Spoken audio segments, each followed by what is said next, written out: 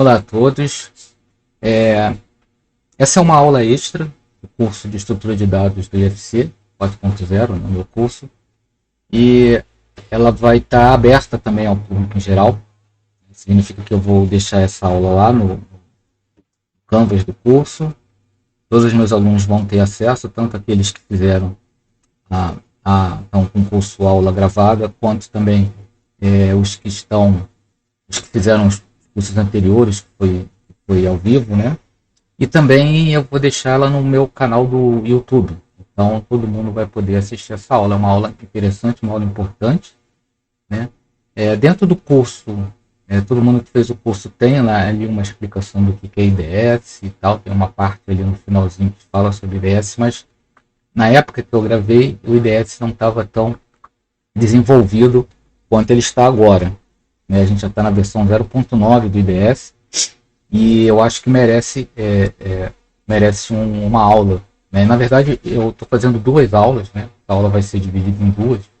A gente vai ter uma aula de teoria do IDS, agora no início, algumas coisas que a gente precisa saber, né? sobre XML, né? Como é que a gente trabalha com IDS.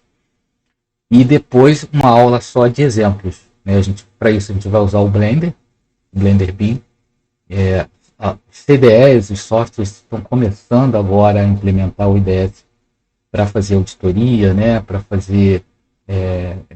criar requisitos, né? De troca de informação.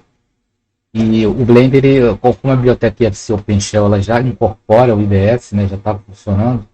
A gente vai fazer uma verificação através do IDS com o Blender Beam. Então vamos explicar o que de fato é o IDS, né?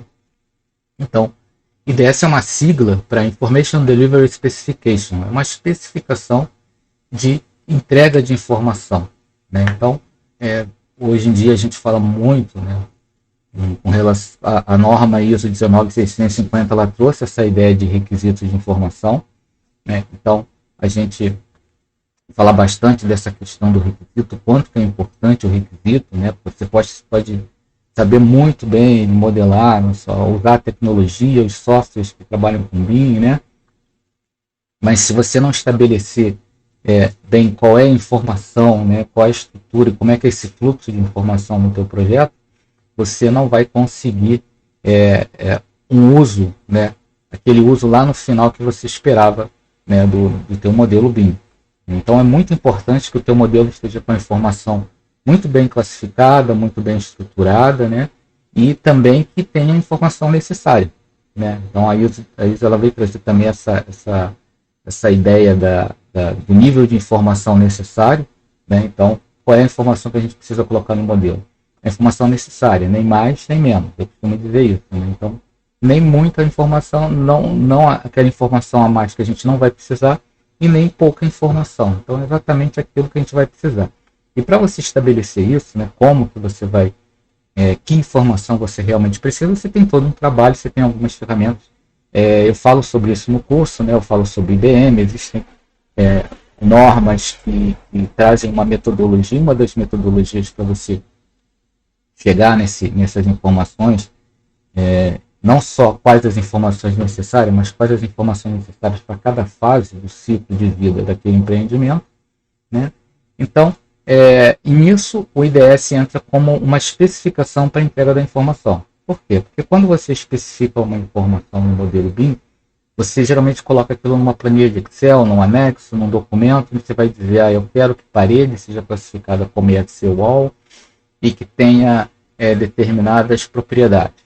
Tal. E aí aquilo ali é uma coisa que é inteligível para pessoas, né? Mas como que a gente automatiza isso? Como que a gente faz com que softwares, né, máquinas, consigam entender esses requisitos, né? E como que elas conseguem fazer auditorias automáticas, validações automáticas, né? Como que você consegue receber isso de uma forma que não só pessoas consigam ler, mas também softwares consigam ler, né? Então, assim nasceu o IDS, né, que é um padrão de definição de requisitos de troca de informação, e ele funciona mais ou menos conforme esse diagrama aqui, que foi retirado da página da Media Smart, tem até o capítulozinho, tem aí o link embaixo, né? O cliente cria o seu IDS, né, é o arquivo né? Um arquivo a gente vai ver no formato XML, a gente vai ver o que é isso, né? E ele pode usar templates, né? Ou seja, aquele IDS, esses requisitos são, se for um projeto que se repete muito, né? Então ele vai ter um template daquele, um modelo daquela especificação. Ele manda aquilo para o seu fornecedor, para o seu modelador, né? Então pode ser um cliente externo como um cliente interno, né? Então esse modelador ele verifica a capacidade do software, né? Ele verifica se o software é capaz de fazer aquilo, ou seja, o IDS é todo montado na estrutura do IFC. Então, primeiro o software precisa exportar em IFC, né? Então, como que ele vai mapear aquelas informações para que elas saiam no IFC conforme estabelecido no IDS, né? E aí ele cria os dados, faz a sua própria verificação, né? Com o IDS, com aquele arquivo que foi fornecido pelo cliente. Ele pode usar ali para enriquecer os dados um dicionário de dados, que é da Building Smart. Eu falo melhor sobre dicionário de dados no meu curso, né? E aí ele exporta esse FC, né, conforme foi estabelecido no seu IDS, ou seja, conforme foi estabelecido nessa especificação, né? E aí ao mandar esse FC para o seu cliente, o cliente também, seja isso por e-mail, seja por arquivo, seja por CDE, né?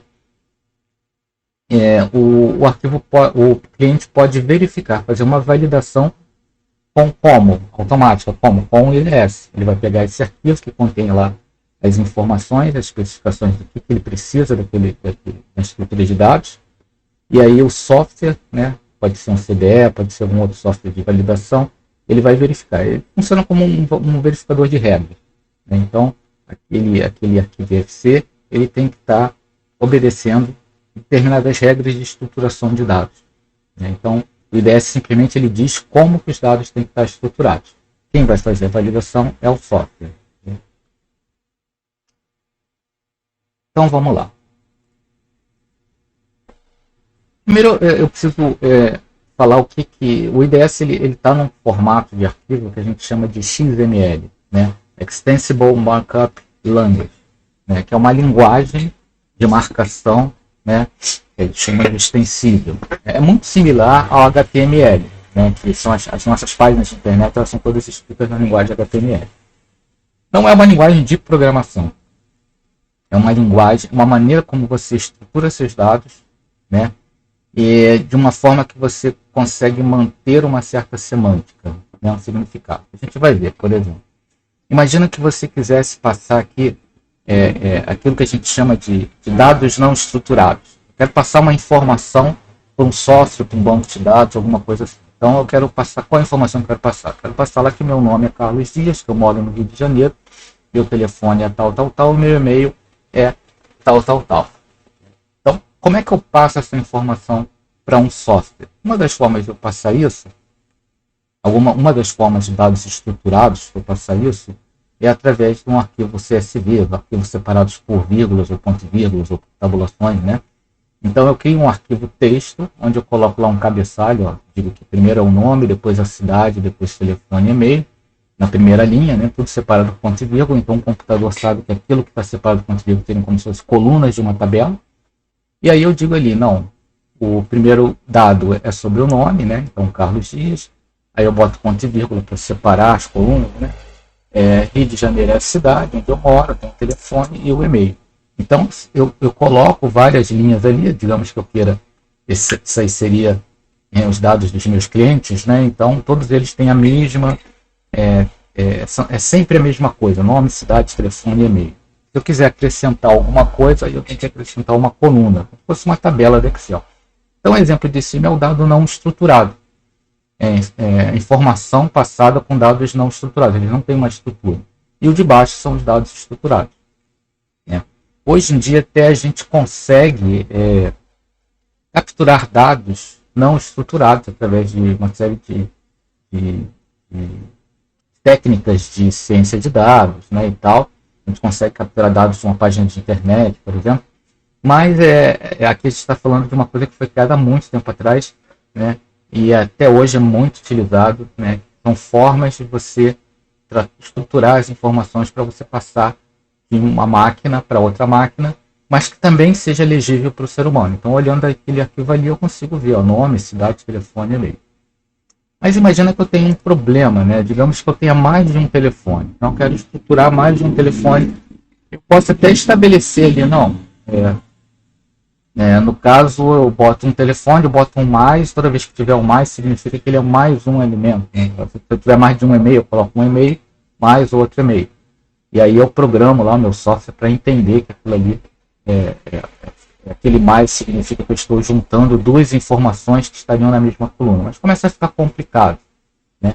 Então, para isso foi criado a linguagem XML, que ela é mais ou menos assim. Então, as mesmas informações que estavam no slide anterior, elas estão aqui, só que no formato XML.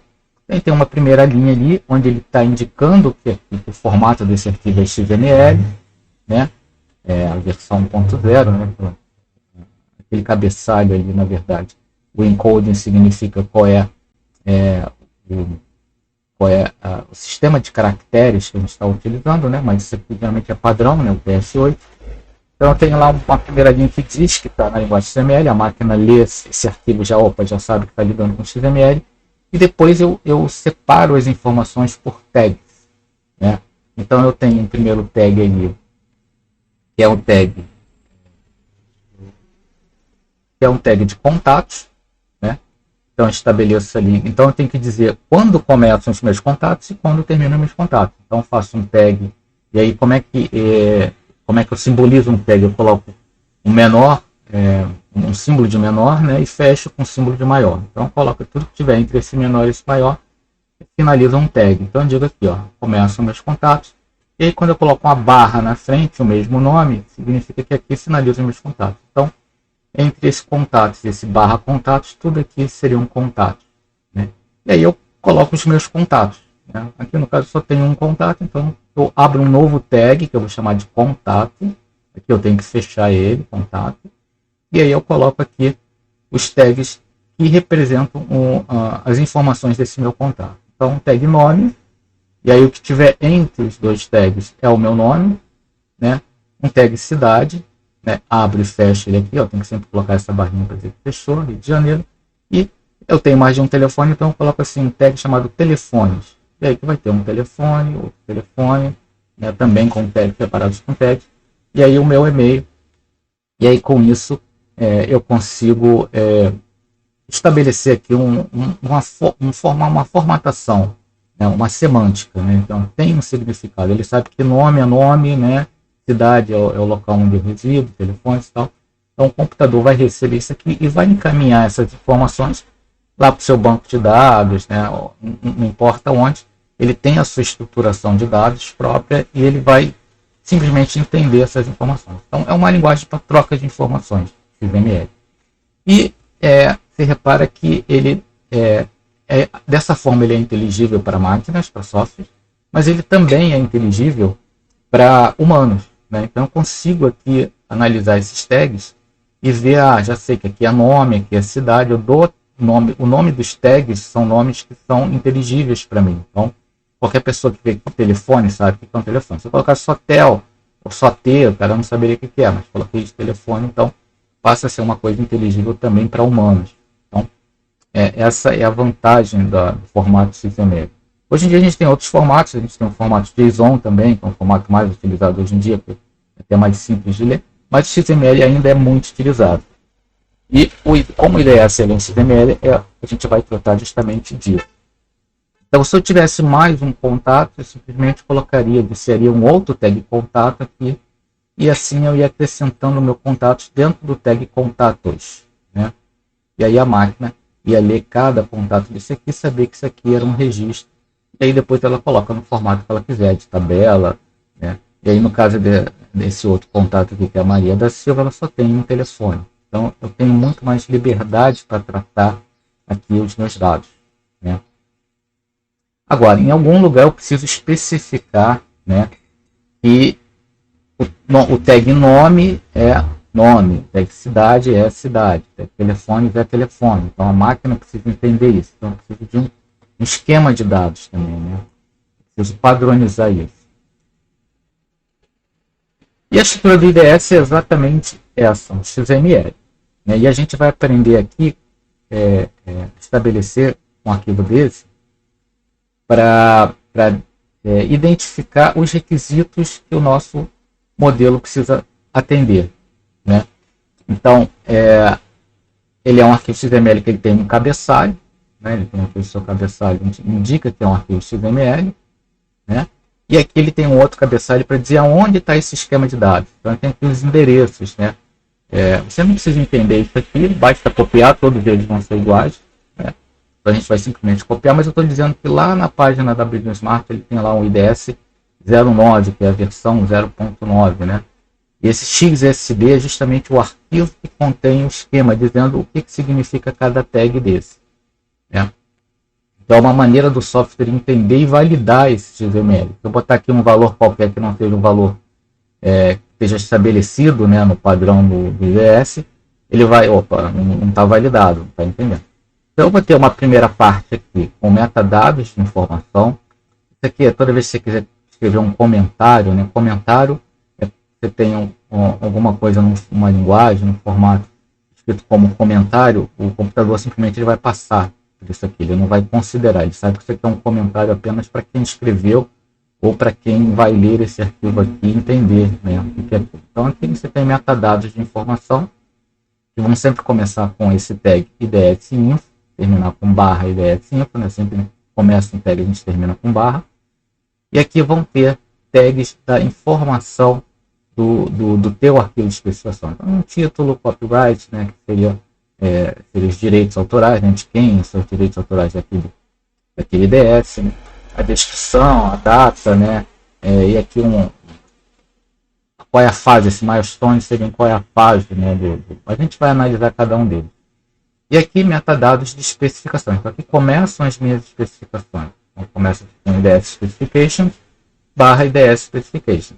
E aí eu tenho as minhas várias especificações. Todas elas vão começar com IDS Specification e barra IDS Specification, né? Então aqui são as minhas especificações, tem um S no final aqui, e aqui eu coloco todas as minhas especificações com o tag Specification. E aqui, uma coisa diferente que a gente não tinha visto é que aqui na tag eu posso colocar atributos. Então esses atributos aqui são correspondentes à tag. Significa que esse specification aqui, essa especificação, ela possui esses atributos. Qual é o atributo? Eu preciso dizer qual é a versão do IFC, né? No caso aqui IFC 2x3. Um nome, dá um nome para essa especificação, né? E aqui depois a gente vai ver o que significa isso aqui, mas seria mais ou menos se aquela especificação ela é opcional ou se ela é necessária e quantas ocorrências podem acontecer daquela especificação, né? E aí sim, aqui na especificação, você vai separar em aplicabilidade e requirement, que são dois tags, um para dizer a quem se aplica, né, aquela especificação, e o outro quais são os requisitos que aqueles elementos, né, vão precisar atender. Então, é mais ou menos essa estrutura do IDS, né? Você tem uma ou mais especificações, né? Cada especificação vai ter esse formato, uma descrição, a quem se aplica e os requisitos, né? E aí você vai jogar isso num só, o software vai ler essa especificação, vai pegar o teu arquivo IFC e vai verificar se cada elemento ali, se aqueles elementos que estão aqui no Applications, eles atendem aqueles requisitos. Então, simples dessa forma. Então, isso aqui é para entender um pouco melhor a estrutura, né? Então, sempre tem um info, que é uma descrição para humanos, né? Um exemplo aqui, por exemplo, colocar aqui que as classificações de incêndio nas paredes são críticas para a conformidade com o código da construção, né? Então, uma especificação que eu estou criando aqui. E aí, essa especificação vai ter uma aplicabilidade, né? Que é a que tipo de objetos a especificação se aplica. No caso aqui do applicability, né, eu coloco lá essa especificação se aplica a todos os objetos parede. Eu estou fazendo uma especificação só para os objetos parede. E um requirement, que são os requisitos. Quais são as informações necessárias para os objetos especificados em applicability. Então, quais são as informações necessárias na parede para que eu atenda essa especificação, né? Então, os objetos paredes acima mencionados devem ter uma propriedade de classificação de incêndio. Então essa especificação aqui, praticamente, ela vê o quê? Ela vê se todas as paredes possuem ali uma propriedade de classificação de incêndio. Vai que o meu uso, né, do BIM, ele precisa fazer essa avaliação, né, um dos testes que eu quero fazer no modelo é verificar se eles atendem ao código de construção, o código lá do bombeiro. Então eu preciso que essa informação esteja no meu modelo e eu estruturo isso no IDS. E aí a gente vai ver como é que a gente, depois, na próxima aula, a gente vai ver como é que a gente estrutura isso, como é que a gente escreve isso no formato IDS, né? Mas primeiro eu queria falar assim, por alto, de cada uma dessas informações, desses tags, né? Então, na parte de info, de metadados de informação, a gente vai ter aqui um title, que é um título. Então a gente vai ter um tag title, né, que é o título do documento do IDF. A gente sempre precisa colocar um título, tem aqui uns exemplos de requisitos mínimos de entrega, requisitos de custo, né? Que tipo de requisitos são aqueles que eu estou estabelecendo. O copyright é a propriedade de direitos autorais do IDF. Geralmente você coloca ali a instituição, a organização, qual aqueles requisitos pertencem, né? A versão do IDS, né? No caso eu posso ter versões diferentes do meu arquivo IDS, né? Então eu criei uma primeira versão, eu quero cadastrar isso, eu quero manter um histórico dessas versões, então eu tenho diferentes arquivos IDS e geralmente a gente utiliza isso, né? 1.0, 2.1, né? Então o primeiro número sempre vai ser um versionamento para acompanhar mudanças muito grandes, né? E o segundo número, a 2.1, qual é a diferença de 2.1 para 2.0? Foi acrescentado uma coisa ou outra, foi consertado alguma coisa, um erro ortográfico, uma descrição, né? Uma mudança de metadados, mas não foi uma mudança muito crucial. Então, quando é uma mudança muito crucial, a gente muda a versão, o primeiro número da versão, né? O autor, né? Que aí precisa ser, na verdade, um e-mail, né? O e-mail daquele do autor. A data tem que ser nesse formato aqui, né? Ano, mês, dia, né? E uma descrição, né? Então, é sempre bom você dizer o que aquele requisito, né? Aquele IDS faz, né? Então, especifica as propriedades necessárias, que tem um grande impacto na precisão da estimativa de custos, quantidades necessárias. Quando você bota uma descrição um pouquinho maior, né? Você pode colocar. Existem tags que são necessárias e existem tags que são opcionais, né? Você, além disso, você pode colocar um propósito, purpose, né? Um tag purpose, que é um breve resumo do propósito DS, que é opcional, né? Requisitos de propriedade para planejamento de custos baseados em modelo preciso, é um exemplo. E milestones, que é em qual marco de projeto aquele DS deve ser satisfeito. É muito comum que a gente tenha requisitos que precisam ser satisfeitos em determinados pontos de controle do seu projeto, né? Então, eu recebi aqui a minha estrutura metálica de um fornecedor em determinada fase. Vou usar o IDS ali para fazer um cheque inicial dessa fase, né? A fase de, sei lá, de projeto, a fase de projeto básico, a fase de projeto, preciso dessas informações no projeto básico, dessas informações no projeto executivo, projeto de fabricação precisa ter essas informações. Então você define aqui no milestone em que marco é esse, né? Seja projeto, seja construção, seja comissionamento. E às vezes você quer receber um as-build, né? Então, esse IDS é para verificar se meu as-build está ok, então você bota lá que é a fase de as-build. E aí, quando a gente entra naquela parte de applicability e requirement, o que você vai colocar dentro de cada applicability e cada requirement? Então, a aplicabilidade, a quem se aplica e também quais são os requisitos. Você vai usar o que eles chamam de facetas, né? São facets. Esses facets é o que vão definir em que você vai poder fazer a sua combinação, né, de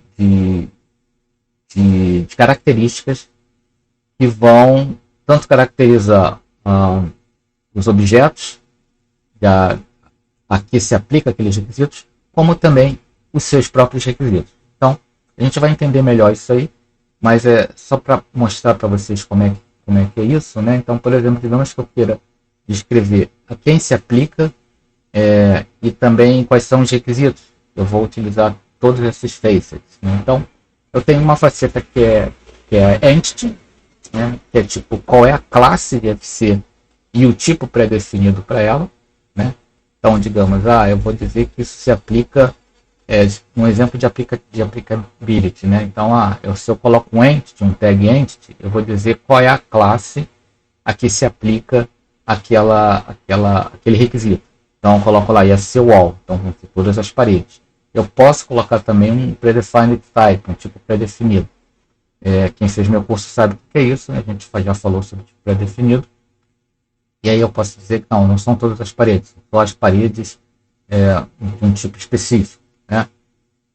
E no requisito, eu digo que aquela aplicabilidade precisa ser uma entidade FC Wall, de determinado predefined type, né? Tem isso também. A gente vai ver depois nos exemplos, vai ficar mais claro.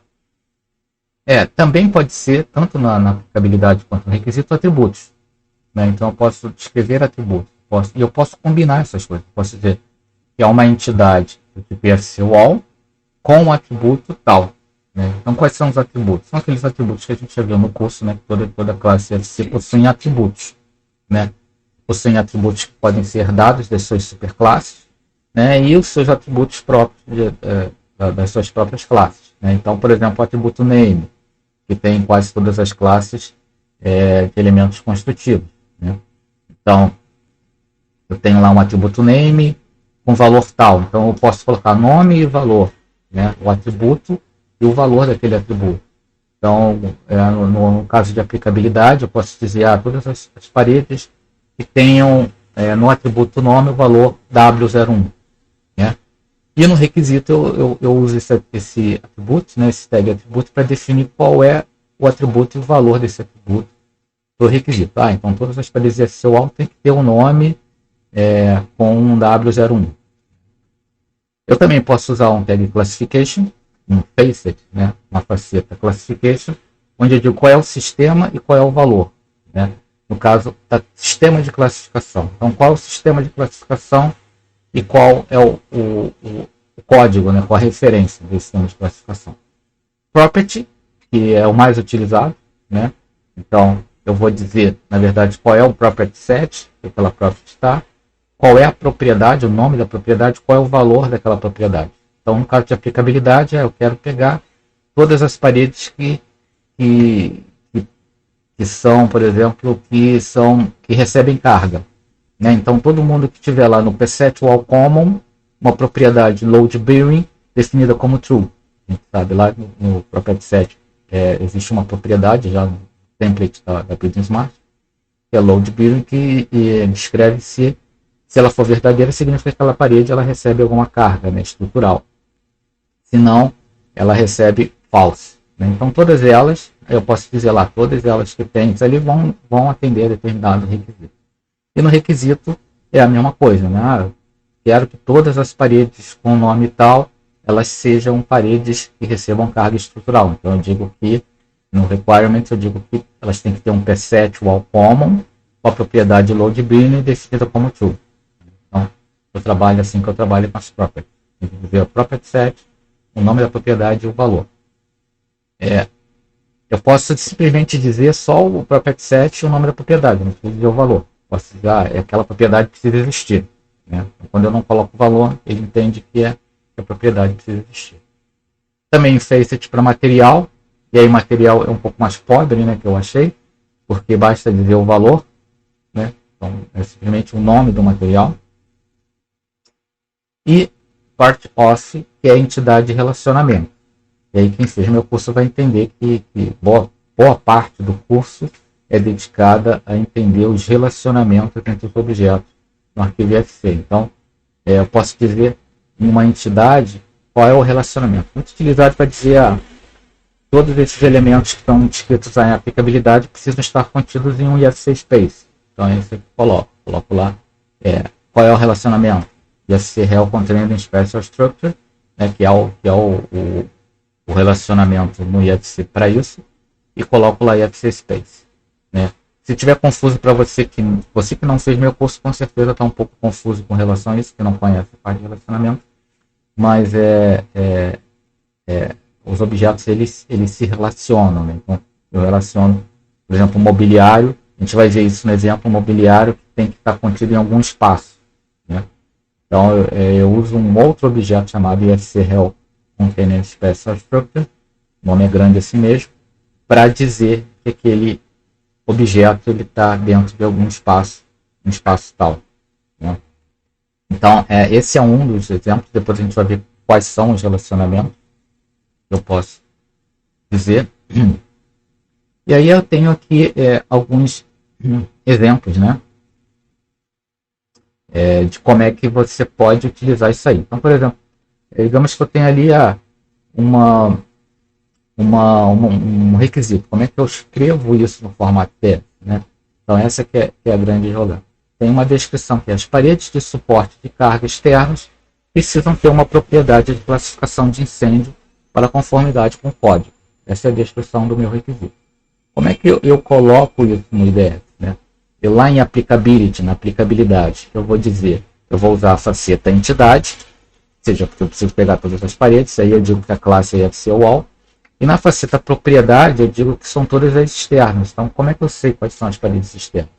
São aquelas paredes que lá no próprio preset wall common, a propriedade load bearing tem um valor verdadeiro, né? Então, no caso aqui, na verdade, não é nem isso, está até errado aqui.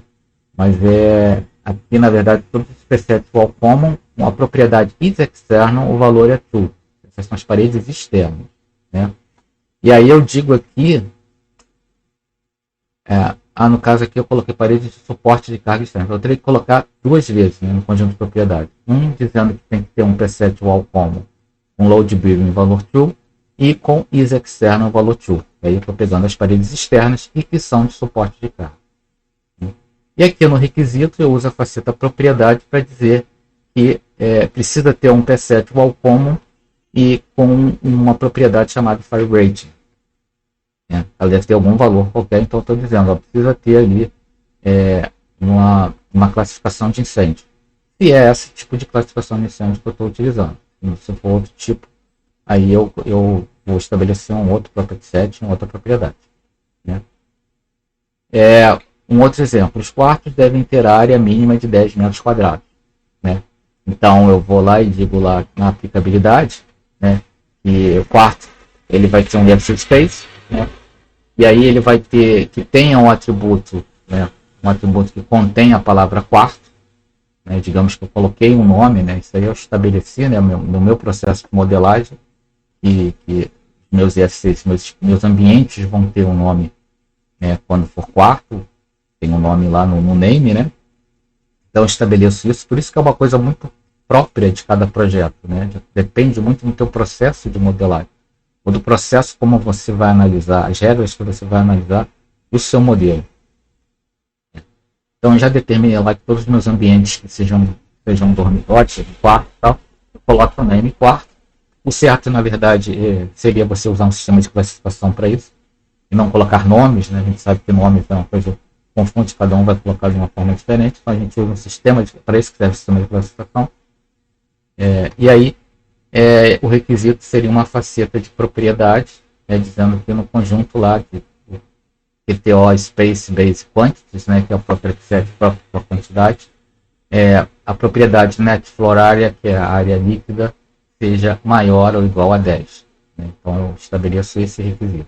Todos aqueles que não forem, o software vai me acusar, esses caras aqui não atenderam esse requisito, né? Mais um exemplo, todos os tipos de paredes de tijolo devem ser classificados e seguir a convenção de nomenclatura aprovada, né? Então eu coloco lá que a faceta usa a faceta de entidade, ou seja, todos os IFC wall type, ou seja, agora eu não estou pegando mais as paredes, as instâncias de paredes, eu estou pegando os tipos de paredes, né, do meu PVFC. Aí você vai lembrar lá do curso, né, par semântico que eu tenho de classe de objeto, classe do tipo do objeto. Então, IFC wall para a instância e IFC wall type para o tipo, né? E aí eu digo lá que aquele tipo de parede específico, né, que tenha o material tijolo, Por exemplo, vou usar a faceta entidade, vou usar a faceta material, e aí a classificação, né, eu digo lá que, sei lá, o sistema é Uniclass 2015, e aí ele deve ter um valor que é S2510, ou seja, estão classificados conforme o sistema de classificação que eu aprovei, né?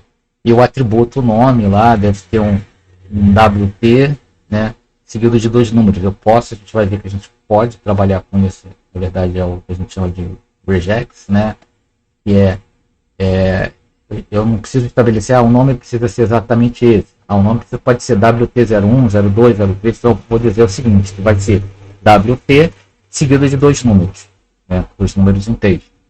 Então eu posso fazer isso, né, é muito flexível a questão do IDS para isso. E aí, com esses exemplos, a gente tem uma ideia de como a gente vai fazer. A gente não sabe exatamente como vai fazer, isso é tema para a próxima aula, né? Então, e aí a gente vai ver isso com calma, mas só para mostrar aqui a parte teórica, quando você vai estabelecer os valores, né, você estabelece lá as facetas e depois você vai estabelecer os valores. Você precisa dizer que tipo de valor você vai usar. Ou você vai usar um simple value, né, que é um valor simples, pode ser um texto, um número, ou um valor booleano, né, que é verdadeiro ou falso, ou pode ser um complex restriction, né, como a gente viu lá. Eu queria que os nomes fossem WT 01, 02, 03, como é que eu coloco isso? Eu posso colocar uma enumeração, né, dizer que os valores precisam estar entre esses valores. Eu posso colocar um padrão, sempre um WT e dois números, né, números inteiros. Eu posso colocar limites, tem que estar entre 0 e 10, né, com um número. Eu posso colocar um comprimento, é um texto de 9 caracteres, né, então eu posso fazer isso. É uma restrição complexa.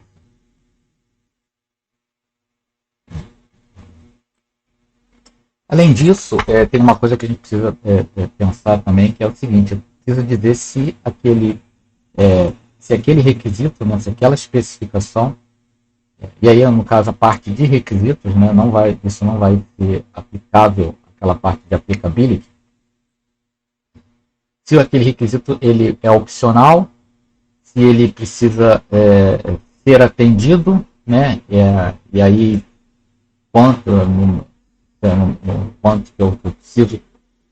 Eu posso ter um, posso ter dois, posso ter vários, né? Ou se ele é proibido, né? Isso existe também. Eu posso colocar ali que determinado, ele não pode atender a esse, não pode acontecer isso. Então eu coloco um requisito que é proibitivo, né? Então ele não deve ser atendido. E como é que eu faço isso? Com 2 atributos, né?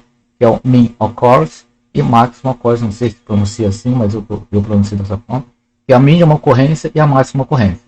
Então, se ele é requerido, se ele é necessário, eu coloco ali que tem um mínimo de ocorrência 1 e o máximo unbounded, ou seja, ilimitado. Unbounded seria mais como não tem limite, né? E aí, o opcional, quando eu coloco o mínimo de ocorrência 0, tipo assim, posso ter um mínimo de 0 ocorrência. Então, é opcional, pode não acontecer. Porque se eu coloco o mínimo de ocorrência 1 requerido, se não tiver ninguém que ninguém naquela aplicabilidade que aquele requisito satisfaça, ele vai dizer, não passou no teste, né? Então tem que ter pelo menos um, né? E aí quando eu coloco 0, eu estou dizendo, eu posso ter 0, né? Então ele significa que ele passou no teste porque é opcional. E proibitivo quando eu coloco 0 no mínimo e 0 no máximo, ou seja, eu não posso ter nenhum, mínimo 1 e no máximo 0. Então eu não posso ter aquela informação. E a gente vai ver com calma onde é que isso fica, né? Mas é mais ou menos isso aqui, né? Então eu tenho uma especificação, está separada pelo tag specification, delimitada pelo tag specification. Eu tenho lá specifications, com todas as minhas especificações, e cada especificação vai estar ali delimitada pelo tag specification. E aí eu tenho aqui applicability, né? Deixa eu botar aqui na caneta, que fica mais fácil. Eu tenho essa parte aqui, que é applicability, e eu tenho o requirements. São 2 tags. Dentro desse tag eu coloco os 2 facets, né? Então, nesse caso aqui, eu estou aplicando. A quem se aplica essa especificação? Essa especificação se aplica às entidades cujo nome, eu uso um outro tag name, tenha um valor simples IFC wall, ou seja, todas as minhas entidades que sejam da classe IFC wall, ou seja, todas as minhas paredes. E qual é o meu requirement? O que eles precisam atender? Eles precisam ter. Aí eu vou usar a faceta atributo. E aí você lembra que atributo eu tenho que colocar um nome e um valor, né? Então qual é o nome do atributo? Eu uso tag name para dizer que é o atributo name e o valor tem que ser um valor qualquer. Então todas as minhas paredes precisam ter um atributo name e no name precisa ter esse valor aqui, val, por exemplo. Né? E aqui eu digo aqui naqueles atributos de mínima ocorrência e máxima ocorrência, eu digo aqui que essa especificação como um todo ela é opcional, porque ele tem um mínimo ocorrência 0, um máximo, sei lá, ilimitado. Então ela é opcional. Pode existir alguma parede que não atenda a especificação. E aqui no requisito, se tiver uma parede, eu digo aqui ó, que essa parede, né, cada entidade deve ter somente um atributo, isso equivale para cada entidade, vai ter que ter um atributo válido, ou seja, tem no máximo uma ocorrência, no mínimo e máximo uma ocorrência. Então, se eu tenho um IFC wall que atenda essa especificação, ele tem que atender um ou mais. Né? No máximo um, no mínimo um, no máximo um. Então você vai trabalhando essas coisas. Né? Isso aqui, por exemplo, é um exemplo.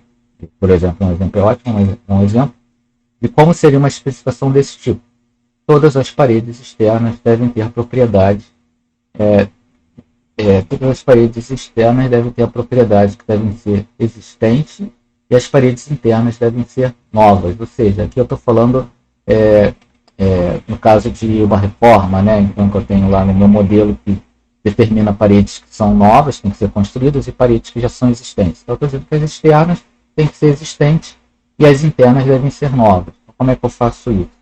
Eu tenho lá meus specifications, eu tenho uma especificação, que é essa aqui, né, e a gente faz essa edentação que a gente chama, né, separa que é para ficar visível, né, essa linha aqui mostra que ela começa aqui e termina aqui, né, para ficar mais visível, né, é mais que o ser humano, porque a máquina não vai ler essa edentação, ela vai simplesmente procurar por tags, sabe que aqui começou o tag specification e aqui terminou o tag specification. Então ela vai entender pelos tags, né? Só que a gente coloca dessa forma para ficar mais inteligível para as pessoas. Né? Então aqui começam as minhas especificações e aqui começa a minha especificação. Que especificação é essa? É para a versão 4 do IFC, o nome dela é Project Requirements, e aí eu digo aqui ó, que tem que existir uma, né, e pode existir mais, né, mas no mínimo tem que existir uma. O nome dela é teste, uma instrução qualquer que eu queira colocar aqui. E aí, na aplicabilidade dela, a quem se aplica? Aplica a entidade de nome IFC wall, de todas as paredes, cuja propriedade, aí eu vou usar o tag property, né? E aqui eu tenho que usar esse atributo measure IFC label para dizer qual é o tipo daquela propriedade, né? E aí você vai entender isso aqui fazendo o meu curso, né, que a gente tem o IFC label, IFC text. No caso aqui é um texto, é uma string, é uma cadeia de caracteres. E aí eu digo qual é o property set, lembra, tem que dizer property set, nome da propriedade e valor. Então property set wall common, o nome da propriedade is external e o valor da propriedade tem que ser true. Isso aqui significa o quê? Vai ser aplicado a todas as paredes que sejam externas, ou seja, lá no meu property set wall common is external, seja true. Ah, mas eu não faço isso, professor, eu estabeleço lá que as minhas paredes externas tem lá o meu P7, meu P7 e eu digo lá que é externo ou é interno. Então você vai estabelecer conforme o seu processo de modelagem. Esse aqui eu estou utilizando o processo estabelecido no modelo da Building Smart. A Building Smart já te oferece aqui um padrão, né, de propriedade. O P7 wall common são as propriedades comuns de parede, e ele tem lá a propriedade is external. Se ela for externa, vai ter o valor true, se ela for interna, ela vai ter o valor false. Né? Então aqui, eu estou dizendo que se aplica a todas as paredes externas, E agora eu preciso dizer o seguinte, que essas paredes externas precisam ser, no caso aqui está até errado, aqui eu estou dizendo que todas as paredes que são externas, elas precisam ser novas, né? Mas é o contrário, as paredes externas têm que ser existentes, as paredes internas novas. Mas tudo bem, como o modelo serve. Nesse caso aqui eu estou dizendo que elas precisam ser novas, né? Então o que elas têm que ter? Elas têm que ter uma propriedade, eu tenho um tag property, eu tenho que começar e terminar ele, com o atributo measure, quer dizer qual é o tipo da propriedade, propriedade booleana, ou seja, verdadeiro ou falso, né? E aqui eu boto uma instrução só para dizer que são paredes externas. Esse aqui é opcional, eu não preciso colocar, mas eu digo aqui, ó, que qual é o property set, o set for common também, qual o nome da propriedade, status, né? E qual é o valor é new, status é new, ou seja, novas paredes, né? Esse material aqui, o material dos slides, ele vai estar disponível para os alunos, somente para os alunos, a aula é aberta, mas os slides, os PDFs dos slides vão estar disponíveis apenas para os alunos, né? E aí eu vou consertar esses erros todos que estão aqui no PowerPoint, tá bom? E agora a gente vai ver alguns exemplos disso para a próxima aula, né? Eu deixo aqui nesse link, né, a parte onde eu basei boa parte da minha aula, eu fiz a parte resumida, mas se quiser saber um pouco mais, ele tem um GitHub, a Buildsmart tem um GitHub, que ela tem um projeto IDS lá, e ela tem um local aqui que é o Specification. Deixa eu mostrar isso para vocês. Onde que está? Deixa eu ver se eu consigo tirar aqui a caneta. Eu consigo abrir aqui.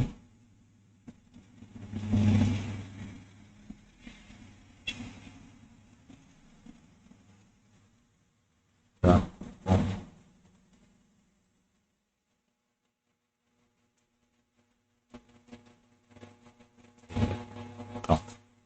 Pronto. Então tem aqui na Buildsmart IDS, eu tenho aqui Documentation. Aquele link vai te trazer para cá, e aqui na Documentation ele te explica todas essas informações, né, fala sobre as facetas e tal. E aqui, nesse último, ele vai te dar alguns exemplos, né? Então aqui no Developer Guide, porque na verdade isso aqui interessa muito para quem é desenvolvedor, né? Mas aqui a gente está aprendendo, eu estou ensinando para vocês uma forma de vocês criarem seus próprios IDS com editor de texto. Lógico, no futuro a gente vai ter mais softwares trabalhando com IDS, então você vai poder criar isso de uma forma um pouco mais interativa, né? Dizendo qual é a aplicabilidade, quais são os requisitos, né? Botando lá. Só que aqui a gente vai aprender a fazer isso no arquivo XML, criando um arquivo XML mesmo, e utilizando o Blender Beam para fazer as auditorias, isso na próxima aula. Então aqui ele tem exercícios usando classificação, usando os properties, né? Então você clicando aqui, ele vai te mostrar aqui várias. Ele mostra aqui qual seria a especificação no arquivo IDS, e aqui, no caso aqui, falhou, e ele te mostra aqui no arquivo IFC. É claro, você vai entender isso aqui, só se você entender um pouco de IFC, mas ele mostra aqui como é que estão os elementos do IFC e aqueles que atendem. A gente vai utilizar o Blender Beam, então a gente não vai precisar olhar aqui o IFC, né? A gente vai ver o modelo mesmo e vai clicar nele e vai ver se ele atende realmente as funções, os requisitos. Mas aqui tem mais informações, mesmo porque a gente não vai conseguir ver todos os tipos de combinações possíveis, são muitas combinações, né? A gente vai ver algumas, e a partir daí, vocês estudando, né, esses exemplos, vocês vão ter a capacidade de criar mais. Então, essa aula já ficou bem grande, né? Mas, assim, na próxima aula, a gente vai ver como que a gente constrói na prática esses arquivos IDS, como é que a gente testa na prática. A gente vai fazer ali um teste usando um IFC Tester dentro do Blender Beam, e ele aceita o arquivo IDS. A gente vai testar um modelo qualquer aqui para ver se ele atende ou se ele não atende. A gente vai fazer alterações no IDS e ver como é que ele se comporta. Então, eu espero vocês na próxima aula.